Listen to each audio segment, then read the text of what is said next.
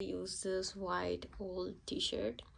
I have been wearing this for a very long time and it's my favorite t-shirt ever, but I think it's overused. It has done his job, and I'm gonna turn this into a oven mitt, Bengali-style.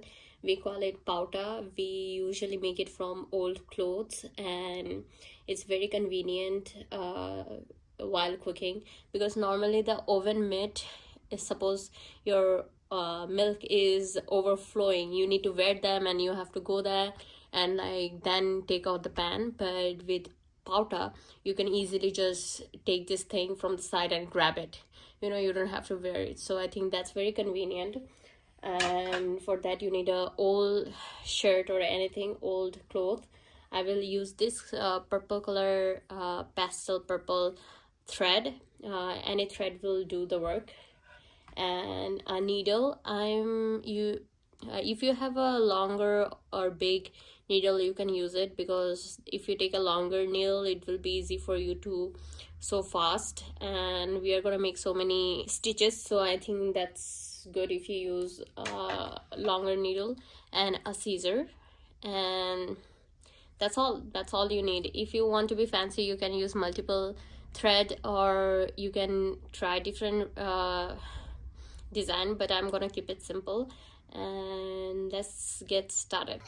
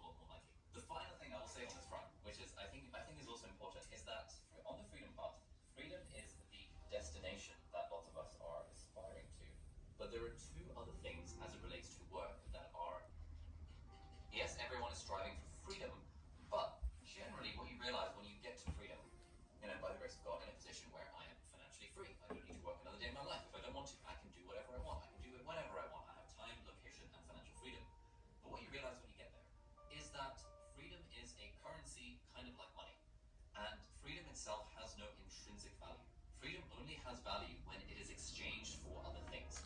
Like if you, for example, had 168 hours completely free, you would be depressed pretty quickly if you had nothing to do with that time. The point of freedom is to be able to cash it in for fun and fulfillment and the other things that make life worth living. The freedom to spend more time with your kids, for example, gives you fulfillment and fun. The freedom to read or to play video games or to go on that walk in the middle of the day or to play squash in the evenings, that gives you fun and fulfillment. It's not really about the freedom, it's about what the freedom can get you, which is ultimately fun and fulfillment. Now, what's interesting is that on the freedom path, on your journey to freedom, you can, in fact, and I would recommend you should find a way to experience fun and fulfillment, because whether or not you get to the destination, you will realize that the journey was what always matters in the first place. But even when you do get to the destination, you realize, oh shit, like the destination is worthless on its own.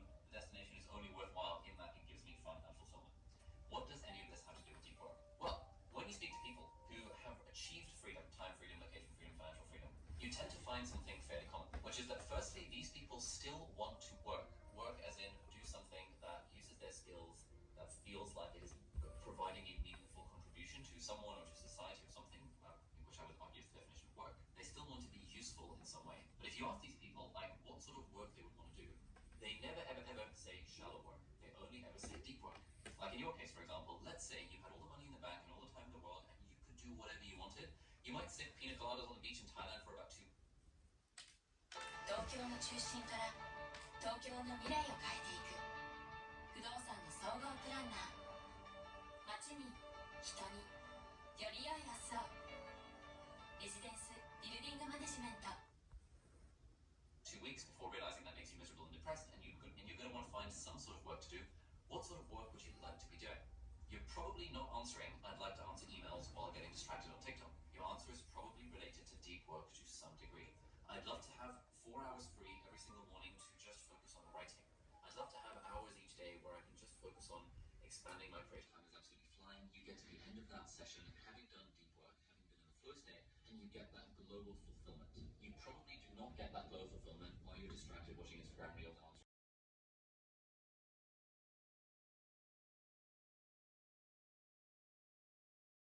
mini guide to help you discover your USB. You can check it out in the description below. It's completely free. Now that you figured out what makes you unique, let's talk about turning that into actual content that grows your channel. Here's another big mistake I see beginners make. They start by making content about themselves. But here's the truth.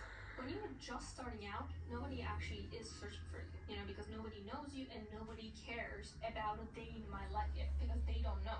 Like, why willpower or anything like that. I read a book, I learned something, I tested on myself, and then I synthesized it and shared it with the world. That's usually how I make my videos. It's that you repeat it yourself and you can't delete that easily. The AI will also transcribe your video, and by just going through have to do good things and not kill people, because you're gonna let it slip when you become a little bit delusional as you get older. My time to shine. I worked in a hospital in a small town near Munich for the last 14 years. My job there is not fancy at all. I move people around, throw the trash out, and occasionally I take care of some like handiwork, fix a leaking shower head, stuff like that. It's just people confessing to me their biggest regrets, and here are some examples. This is how both turned out. I don't think this is how it's supposed to look. It's supposed to be square, but I thought that rectangle will be much better because of holding like this, and I think it became little bit thicker than I thought. It's supposed to be much more thinner, and we put these stitches not only for decoration but to make it more thinner. But as I was hand sewing it, it didn't do much. I think I should be if I want to fix this, I would have put in more stitches around it so it becomes thinner. But I'm happy with it. I just it's not gonna last anyway because it's white. I should have chosen different fabric, but I didn't have a soft cotton fabric for it, so I used this t-shirt. So I hope you follow. I don't think it's a tutorial, but if you follow this tutorial, you put your own twist into it. I think if you make it at home, it's very good use of your old clothes, and I think it's very handy if you don't want to buy mittens, oven mitts. So uh let me know if you try this, and I hope it's useful and you didn't waste your time by watching this video. And hopefully in future I will be creating something more. I have so many exciting ideas in my head. I hope I can execute them. So I hope you like it, and let me know and tag me on my social media if you ever make this. I don't know why, but I would love to see your new twist into these designs. Yeah, so yeah, bye.